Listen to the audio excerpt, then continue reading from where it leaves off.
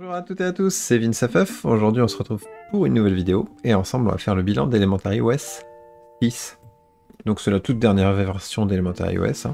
Elementary OS est connu pour être basé sur Ubuntu et de proposer un environnement, un visuel hors du commun, même si très franchement c'est pompé sur macOS, mais d'un point de vue univers distribution Linux, c'est clairement, de mon point de vue, ce qui se fait de mieux. Je trouve que c'est magnifique, c'est vraiment léché de partout, et en fait c'est un système qui donne envie d'être utilisé. C'est rare que je le dise. Par exemple, si je prends d'autres distributions qui ne font pas d'efforts sur la partie visuelle, elles ont d'autres atouts, mais quand on utilise une Elementary OS, en fait, moi ça m'arrive de me poser, de regarder, en fait de la regarder tout simplement, et en fait je trouve que l'intégration du visuel dans Elementary OS, on est sur un quasi sans faute, et je me dis, waouh, franchement, ils ont bien fait leur boulot. Ça, je voulais le souligner parce que c'est vraiment une partie d'Elementary OS qui est juste énorme. Maintenant, si on rentre dans le détail. Bam! Comme vous le voyez, j'ai remonté plein de points à améliorer. C'est la première fois d'ailleurs que je remonte autant de points améliorés, en sachant que je n'ai pas tout mis. C'est-à-dire que j'ai filtré sur ce qui me gênait le plus, mais il y a d'autres points que j'ai vus que je n'ai pas mis, parce que sinon, en fait, je virais la partie astuce. Si je compare à d'autres distributions, voilà quoi, j'ai écrit plus gros, j'ai 3 points, là, bam. Enfin bref. Du coup, si on rentre dans le bilan, côté avantage, comme je vous l'ai dit, pour moi, le thème de folie, c'est vraiment l'énorme point positif d'Elementary OS. Ensuite de ça, on a la partie stabilité, plus logiciel récent. Pour moi, c'est le cocktail que j'adore. C'est aussi pour ça que j'aime utiliser Magia, c'est-à-dire qu'on a un noyau, enfin il n'est pas vraiment LTS parce que c'est le 5.11, mais bon, quasi LTS, sur une base Ubuntu LTS, donc une base très stable, et à côté de ça, on profite de tous les logiciels récents, donc c'est-à-dire qu'on a le tout dernier LibreOffice, on a le tout dernier OBS, on a le tout dernier VLC, tout le dernier K2N Live, et ainsi de suite, grâce à l'intégration des Flatpak. Et en plus de ça, l'intégration des Flatpak est vraiment très bonne. On va en parler juste après dans la partie Logitech. Et le dernier point en avantage, c'est pour moi l'utilisation du trackpad. Donc j'ai utilisé Elementary OS sur 2 PC, donc sur un PC full Intel et sur mon PC de test Optimus. Et franchement, l'utilisation du trackpad, c'est un vrai plaisir. La vue miniature que vous pouvez avoir à 3 doigts pour gérer vos applications, ça se fait super bien, et en fait on s'y habitue très très bien. La fluidité aussi, à 2 doigts. Franchement, l'utilisation du trackpad, c'est ce qui se fait de mieux, toute distribution confondue. C'est la première fois que je voyais ça, donc si vous voulez une distribution Linux, même par rapport à Windows, franchement pour moi c'est même mieux que Windows là-dessus. C'est-à-dire que si vous cherchez une distribution où le trackpad est vraiment bien géré, Elementary OS sans hésiter. Donc sur du laptop, Elementary OS, je le conseille. Maintenant, si on rentre dans les points améliorés. L'intégration du FlatHub de base, c'est-à-dire que quand vous ouvrez pour la première fois votre Elementary OS après l'installation, vous allez dans le centre d'application, vous n'avez pas les Flatpak.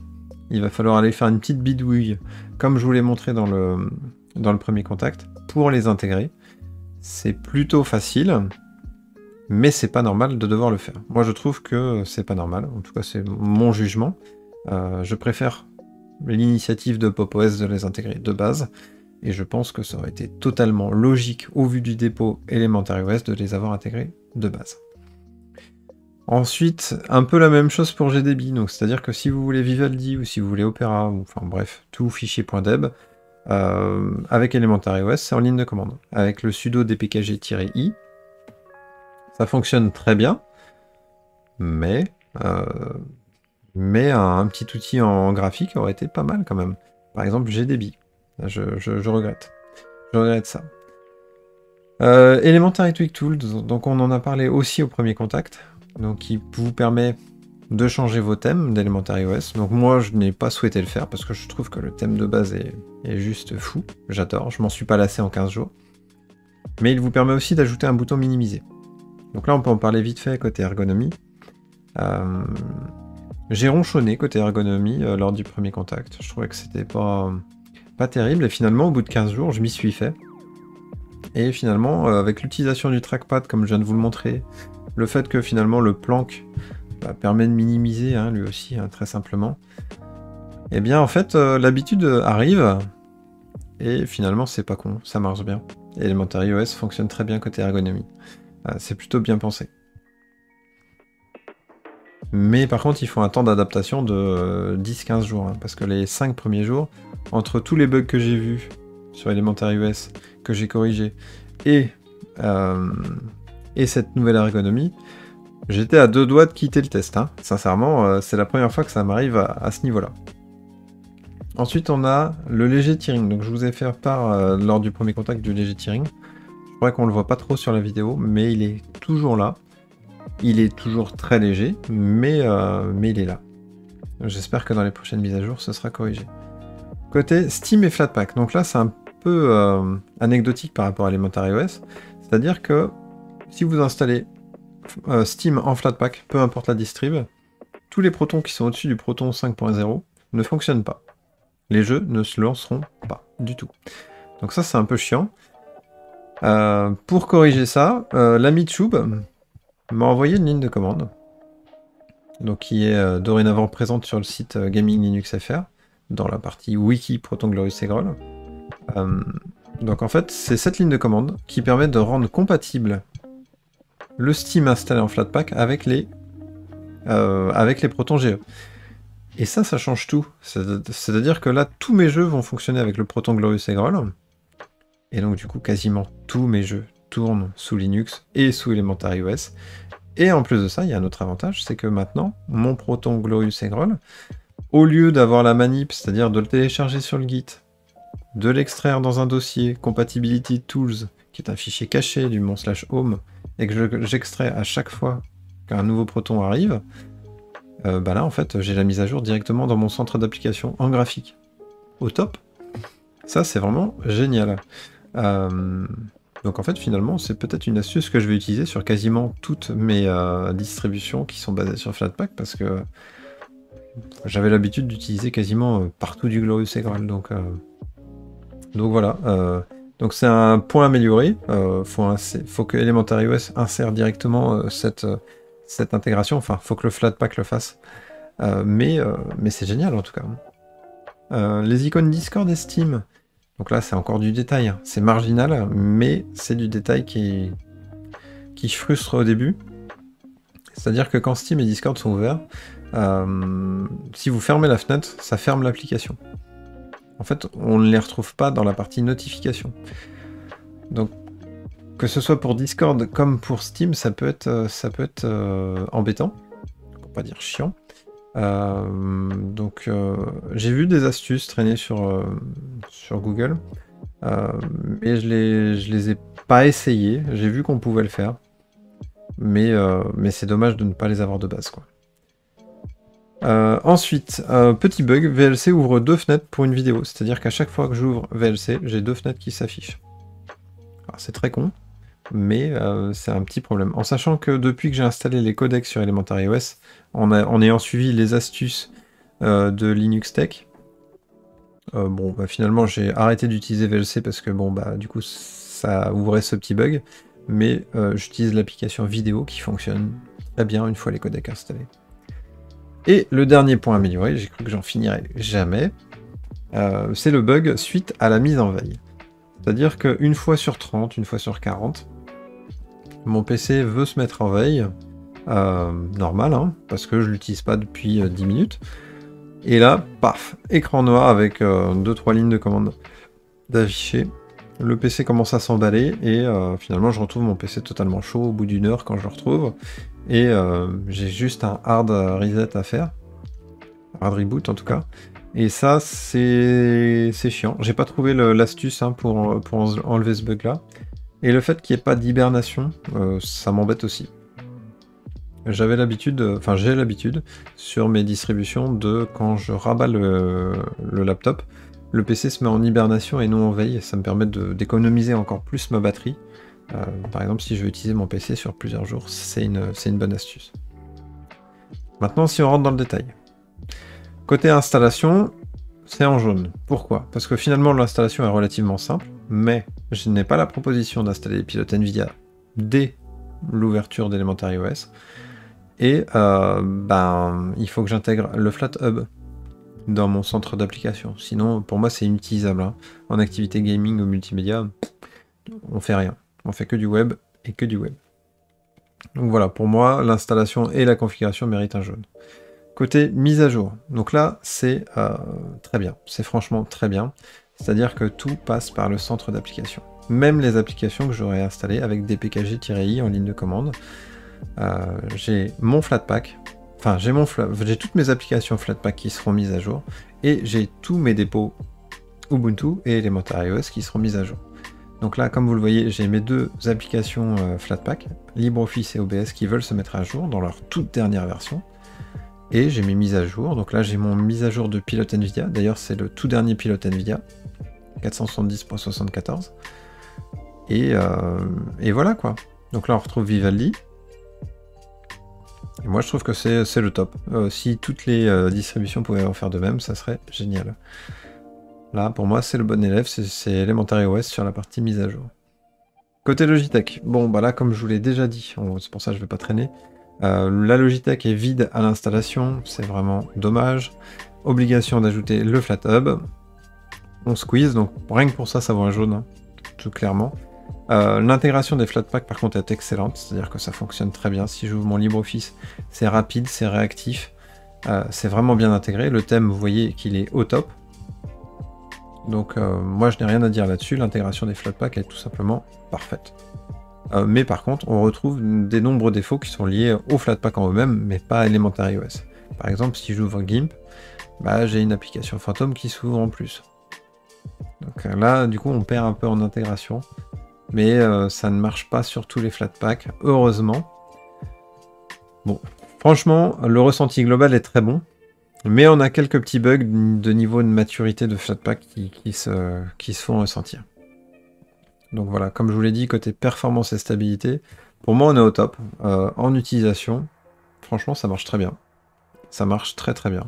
Le côté stable de l'Ubuntu LTS, on le ressent bien. Et à cela, on ajoute les Flatpak qui m'impressionnent. Hein. Je sens la maturité qui augmente et finalement on se retrouve avec des applications qui sont agréables à utiliser, ça fonctionne très bien. Bon, dommage que j'ai mon petit problème de mise en veille. Hormis ça, c'était un grand vert sur la partie Elementary OS, performance et stabilité. Côté personnalisation et style, c'est pour moi tout simplement la distribution la plus belle qui existe. Pour moi, c'est un vrai exemple. Hein. C'est intégré, c'est joli, c'est au top. Mais l'autre penchant, c'est que de base, si vous voulez changer le thème d'icône, ou même le thème, hein, si vous voulez changer tout court, vous pourrez pas. Vous pourrez pas, il faudra passer par Elementary Tweak Tools, et je suis pas sûr de vous le conseiller. Même si c'est des thèmes GTK, je suis franchement pas sûr de vous le conseiller parce que l'intégration n'est jamais aussi propre qu'avec le thème livré de base. Donc, si vous voulez utiliser Elementary OS, gardez vraiment ce thème-là. Si vous voulez vraiment rentrer dans de la personnalisation ou autre, réfléchissez-y à 2 fois avant de passer sur Elementary OS. Sauf pour le thème d'icône, hein. Là, le thème d'icône c'est facile. Mais par contre, tout ce qui est thème GTK et tout ça, un peu moins. Et même niveau organisation, hein, si vous voulez changer un peu l'ergonomie, c'est un peu difficile. Mais par contre, la personnalisation est tellement... Enfin, le style visuel est tellement beau, de base, que ça vaut un gros vert. C'est vraiment très travaillé, c'est très agréable. Côté astuce, donc je vous renvoie vers Linux Tech, que je vous avais présenté au premier contact. Tout simplement parce que bon, c'est le minimum vital pour installer Elementary OS, c'est vraiment hyper important. Et la question que je me pose, c'est finalement, est-ce que Elementary OS, c'est le meilleur ami des PC portables côté Linux? Avec l'utilisation du trackpad, une version stable, l'utilisation des Flatpak pour des logiciels très récents, finalement, quand je fais un htop, ma console RAM elle est faible, ma console CPU elle est faible aussi. Je pense que c'est l'un des meilleurs amis des PC ultra portables. Pour une utilisation gaming, pour une utilisation bidouille, pour une utilisation multimédia, peut-être un peu moins. C'est pour ça que je vous la conseille pas, que je la mets en jaune. Si vous êtes nouveau sous Linux, je vous la conseille pas non plus. C'est-à-dire que la partie configuration, la partie esquive de bug est vraiment trop importante aujourd'hui pour que je vous la conseille. Mais par contre, si vous avez, on va dire, si vous êtes habitué à Linux, que vous êtes prêt à concéder 1 heure de, de résolution de problème, j'avais le mot anglais en tête, de résolution de problème, et si vous êtes prêt à investir un peu de temps pour pimper un peu votre Elementary OS pour que ça fonctionne au poil, le jeu en vaut la chandelle. Je trouve que ça fonctionne plutôt bien. Et malgré mon jaune, je suis finalement content d'Elementary OS en fait. Et je suis peut-être même prêt à l'installer sur ma machine Asus.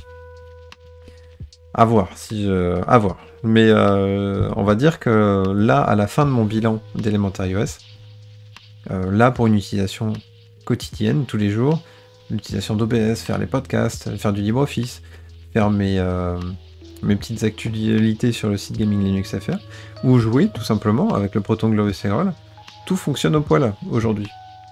Donc c'est un jaune un peu spécial. C'est un jaune un peu spécial. Donc maintenant, si on en revient, Elementary OS, finalement, on se retrouve en queue de peloton, parce que finalement, tous ces défauts font que ça pique, en fait, hein, tout simplement. Ça pique. L'installateur, ça va, mais la configuration, c'est trop lourd. Le matériel, les pilotes NVIDIA ne sont pas installés de base. L'installation des applications, là, idem, l'installation du FlatHub, c'est pas fou. Côté performance et stabilité, ça fonctionne bien dans l'ensemble, mais la mise en veille crache. Donc, 1 fois sur 30. Je tiens à le repréciser, mais à chaque fois que vous tomberez dessus, vous serez frustré. Côté customisation, je l'ai mis en rouge. Bon, c'est un faux rouge, dans le sens où la distribution, elle est tellement bien optimisée, tellement agréable visuellement, je pense que peu de personnes n'auront envie de la customiser. Côté finition, comme je vous l'ai dit, elle est quasiment parfaite. Côté easy to use, il y a beaucoup trop de choses à faire une fois la distribution installée pour que le easy to use soit autre chose que rouge. Et la communauté FR, elle est bonne parce que finalement Elementary OS est très populaire, hein, en France comme ailleurs, et finalement elle repose sur Ubuntu. Donc finalement pour suivre des wikis ou si vous avez un problème, se raccrocher au forum Ubuntu, c'est carrément possible. Donc on se retrouve avec un bilan un peu mitigé, c'est-à-dire qu'on est un jaune, on est que de peloton, mais c'est quand même un coup de cœur, c'est-à-dire que j'ai adoré utiliser Elementary OS sur la deuxième partie, sur la deuxième semaine d'utilisation d'Elementary OS. Et voilà, donc c'est tout pour ce bilan. Ce qui est à venir, donc c'est MX Linux dans sa version XFCE. Je suis pressé de le faire, tout simplement parce que pour la première fois, comme vous l'avez vu dans ma vidéo de juste avant, on va partager le premier contact avec la communauté GLF, et j'en suis impatient. Donc voilà, j'espère que vous avez apprécié la vidéo, que vous avez appris quelques petites choses. Si vous êtes d'accord ou en désaccord avec moi, n'hésitez pas à ajouter dans les commentaires votre avis, hein, tout simplement. N'hésitez pas à vous abonner à ma chaîne aussi et à intégrer le Discord. On est 298 à l'heure où je vous parle. Donc on est bientôt arrivé au stade des 300 personnes inscrites sur le Discord, c'est énorme. Je vous en remercie encore une fois. Et sur ce, je vous dis tchuss.